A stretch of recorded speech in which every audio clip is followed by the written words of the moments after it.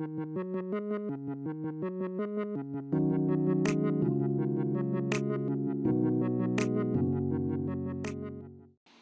name is Lily Durning, and today I will be talking about sex discrimination in the workplace. The U.S. women's national soccer team has recently won their fourth World Cup title. Hosted in France on July 7, 2019, the American team edged out the Netherlands with a score of 2-0.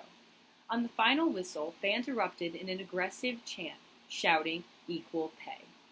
The chant comes from an event that happened just 3 months before the tournament even began.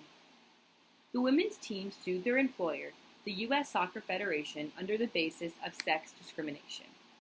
The men's team is compensated a significant amount more than that of the women. The women believe, rightfully so, that the gap in salaries is disproportionate as the two teams do the same exact type of work. So, how can they sue? For starters, the difference in compensation is a direct violation of the Equal Pay Act of 1963. This act is simply defined as an act requiring men and women to be paid the same amount for the same job. Additionally, the women's team sued for a violation of the Title VII and Civil Rights Act of 1964, which prohibits employers from discriminating employees based on sex, race, color, national origin, and religion. In charge of ensuring these acts are upheld by employers nationwide is the Equal Employment Opportunity Commission, or the EEOC. As of date, the women await a response from the U.S. Soccer Federation. Many other organizations may be affected by this demand and salary raise. For example, just days after the women's victory, Senator Joe Manchin penned a bill that would prohibit the use of federal funds that would otherwise be going towards the amenities of the U.S. Men's Soccer World Cup. As America is set out to co-host the event in 2026, there may not be enough monetary support for hosting cities and U.S. soccer at large. Although the women's team were only seeking compensations for themselves, many other organizations and the men's team are receiving threats from their external environment.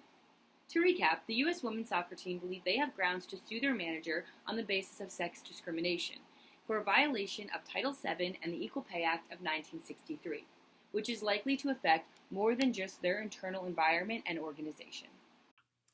One of the management concepts our group decided to focus on is equity theory. According to our textbook, equity theory contends that people are motivated to seek social equity in the rewards they receive for performance. Equity refers to equal treatment or fairness. Essentially, this theory is about whether or not employees feel as if they are being paid fairly for the work they are doing. This is an important concept in management because when employees feel that they are not being fairly compensated, they may question management. When someone feels that there is inequity in compensation, feelings of anger, frustration, tension, and dissatisfaction may occur. This can impact performance. Over the past couple of years, equal pay for men and women has been a very public issue. Women feel that they should be paid the same as men when they perform at the same level. According to the Census Bureau, women make 80 cents for every dollar that men make. Recently, I read an article about one of the presidential candidates who has a plan to ensure that women are paid fairly.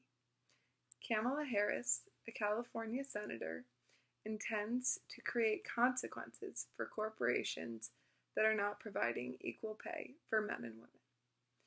Harris's plan is to remove the burden on women to prove that they were paid unequally and to shift this responsibility onto corporations that will have to prove that they are paying men and women equally for performing at equal levels. Companies will prove this by getting an equal pay certification. If they fail to get this certification, fines will be imposed on the companies. An additional part of this plan is to increase transparency of worker pay. As we've learned in this class, the job of president is a management position. It is important that people feel that they are being fairly compensated. If they feel as if they are under-rewarded for their efforts, they may not try as hard or they may be tempted to leave their job. It is essential that managers ensure they are paying people fairly so that their employees remain satisfied. Transparency is also key because this can help managers and employees accurately identify gaps that need to be addressed. Women today are motivated to make sure that they are being fairly compensated for doing the same work as men, and this is exactly what equity theory states. Kamala Harris's plan is very important and exemplifies a good management strategy to keep all people in the United States happy. Hello, my name is Aide, and today I'll be talking about Uber. Everyone is familiar with Uber, and many of us are frequent users of the rideshare company. Ubering has become such a norm that many of us have no knowledge about the company beyond considering it another form of transportation. Recently, as reported by the Wall Street Journal, Uber has been struggling to become profitable. One of the reasons is that drivers are tired of being hired as independent contractors. Hiring drivers as independent contractors works in favor of Uber. It cuts down Uber's costs as they do not have to provide drivers with any sort of social benefit. In return, it gives the drivers a false sense of empowerment. As defined in Chapter 10 of our textbook, empowerment is the process of enabling workers to set their own work goals, make decisions, and solve problems within their own sphere of responsibility and authority. Drivers are allowed to set their own work schedules and are not limited to the amount of hours they can work, but this does not necessarily make them independent contractors. An independent contractor should be able to manage their business, and that includes how to operate it, expand it, and find ways to increase their revenue. Sadly, for drivers, it does not work this way. According to Rosenblatt from the Harvard Business Review, Uber unilaterally sets and constantly changes the fares passengers pay, what drivers are paid, and commissions it takes. Drivers are also not allowed to collect rider information, therefore cannot build a customer base. Over the past couple of weeks, the California Senate has been debating over a new bill called AB 5. If the bill is passed, it would require Uber to treat their drivers as full-time employees.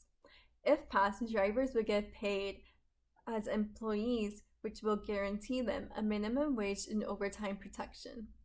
They will also be provided government protections such as collective bargaining rights and protection against gender and race discrimination. Uber CEO has commented on the bill and has stated that classifying drivers as employees instead of independent contractors would pose a risk to their business, but did not mention what those risks would be. To summarize, Uber's management is trying to cut down its expenses by denying drivers of their basic entrepreneurial rights as independent contractors.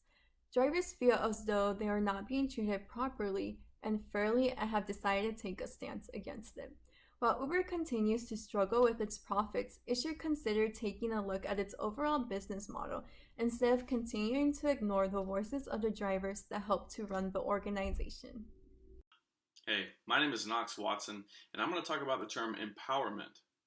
In 2019, Four Seasons Hotel was named for the 22nd consecutive year one of the top 100 companies to work for by Fortune and Great Place to Work, which is a global research and consulting firm.